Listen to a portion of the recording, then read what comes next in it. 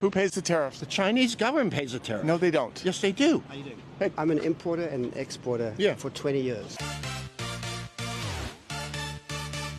When a product comes into the US, there's something called a tariff sheet. Okay. I, as the buyer of that product, follow US law and pay the tariff. I'm an American citizen, an American taxpayer. I pay that tariff to the US government, and that increase in the cost I then sell to you for a higher price because I've got to cover that tariff. Then what about, there is then no, what do you say our tariffs are higher when they go overseas as opposed to theirs coming here? Tariffs are never a zero-sum game. Tariffs are a tool. For example, you might say, you want to sell us your beans. Yeah. We are going to give you a low tariff if you buy our corn. But the cost of the tariff is ultimately always borne by the consumer. Don't you think at the end of the day there may be more competition within the market of the U.S. government? And you're confusing the question. This is not a question of competition. The point we're discussing is who bears the cost of the tariff. Okay. I couldn't tell you if it's good policy for the U.S. government to tax beans and for the Chinese government to tariff corn. But what I can absolutely assure you is that a product that comes into the U.S. is paid for by a U.S. company, and the increased cost of that